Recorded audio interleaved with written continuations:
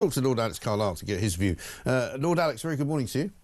Good morning. I think, and please correct me if you think I'm wrong here, I think that Keir Starmer is being slightly kind of economical with the truth on this one, isn't he? Because he's making out that basically when somebody has committed a crime or somebody's been arrested for a crime, that one, that case immediately becomes active, and two, you risk a contempt of court for a trial that hasn't even yet been announced because there's been no actual charge. And so when Keir Starmer says that he was abiding by the letter of the law, he's not quite telling the truth there, is he? He's telling the truth, and you are wrong. The law is absolutely clear. When an investigation starts and there's a clear risk of a charge taking place, from the very beginning, the police had their perpetrator and he was plainly going to be prosecuted, then the fair trial provisions come into play. And we don't have two standards of fair trial, one for criminals who we don't particularly like and another one for criminals who we really hate. There's one fair trial provision. And it works like this as a matter of law. I'm simply going to explain to you what Mr. Starmer, Sir Keir Starmer, said yesterday.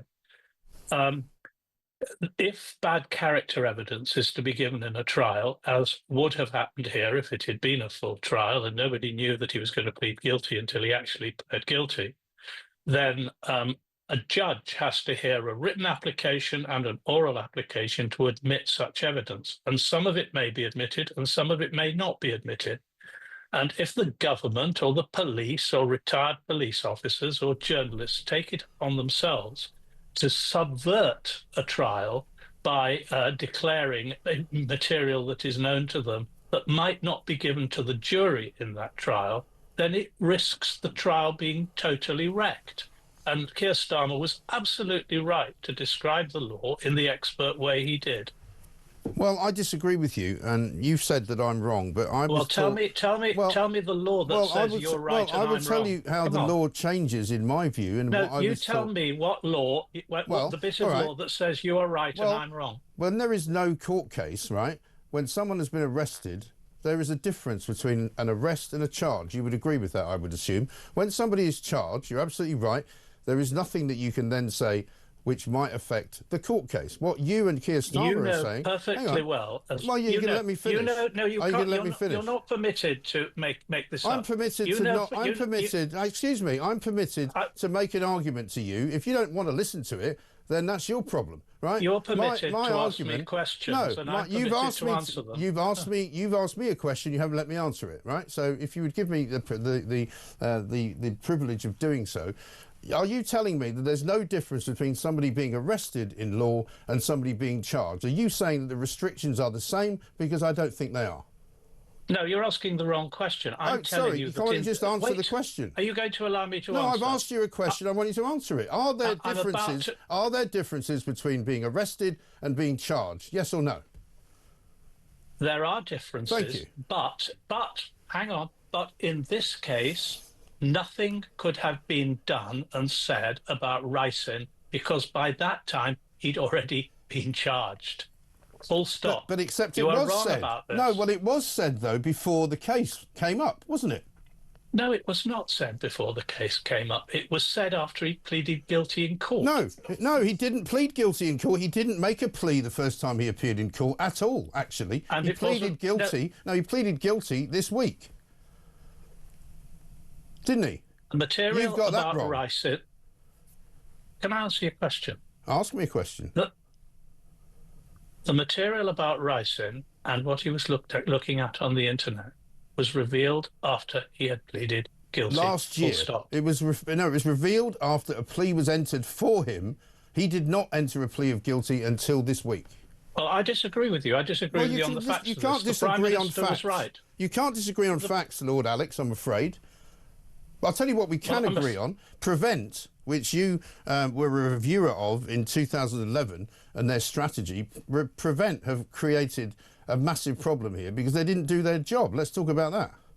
Which problem are you talking about? Well, the fact that he was referred to them 3 times and Prevent decided that he was not a risk to the public.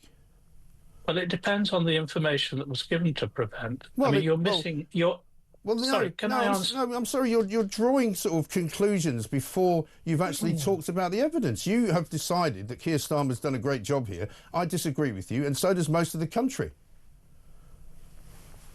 If you'd allow me, I was going to make a point that is very important in this situation, which is that I don't know what Prevent were told because I was not there. But before Prevent were approached, an awful lot of other people knew about this perpetrator, including mental health services, the 3 or 4 schools from which he was excluded, his doctors, the social services, the police. Did they share the information in a way that presented a convincing case to Prevent that he should be taken into the Prevent strand of counter-terrorism policy? Also, you have to remember that Prevent is a scheme that depends on cooperation. And I find it very difficult to believe that this perpetrator would have cooperated with Prevent. That may be the reason why he was not admitted to the Prevent programme, which is very successful with many people, but not all. Well, I would have to say that I would disagree with you on that as well, because Prevent is clearly not fit for purpose. Would you not agree with that? No, I don't agree with that at all. What exactly has been good that Prevent has done? Prevent has done what it says in the on the tin. Well, it hasn't prevented anything, has it? It hasn't prevented young children being killed. No, it hasn't prevented young children from being killed. It hasn't prevented the London Bridge attacker from killing people when he came to Fisherman's Hall. You know, it has failed multiple times to protect the British public. So therefore, the word Prevent is not even a suitable moniker for the organisation. Can I now answer your question? Please do. Or whichever question you want me to answer. Well, you tell me what successes Prevent has provided us with. I was about to, but you interrupted me during my first well, I'm sorry, you're obviously not used to robust conversations, are you? Well, yeah, because I'm not going to be spoken down to like some kind of child, okay? I don't know who you think you are. Just because you're a lord does not give you the ability to lord it over the rest of the public, okay? So talk to me as an equal, or else you can get lost, frankly. I thought you were a journalist. I am a journalist. Yes, I am. I'm going to answer your question if you'll shut up for a minute. Go ahead. Right. Prevent has done a great deal of good. Prevent has prevented large numbers of people from becoming terrorists, but it does not succeed in every case. And you could not expect it to succeed in every case. I could give you examples, if they were not covered by confidentiality, of course, of people who have been helped by Prevent to set aside the radicalisation that had occurred to them and lead good lives. Some of them may even have become journalists. I know some of them have become involved in countering terrorism. So Prevent, though not perfect, has worked for many people. When I asked people who were doing Prevent schemes from the Muslim community in one of our main cities what they thought about Prevent, they said to me, it does exactly what it says on the tin. It prevents people from being terrorists. That's the answer to your question. It didn't prevent this guy from being a terrorist, did it? No, it doesn't prevent everyone. No system succeeds 100%. The police arrest a lot of people who are never prosecuted, and journalists ask a lot of silly questions. But it I'm does so sorry work. to have been a nuisance. Answer to your question. Oh, I'm so sorry to have been a nuisance, Lord Alex Carlile. Thank you very much for not being very helpful at all. You stick in your lane.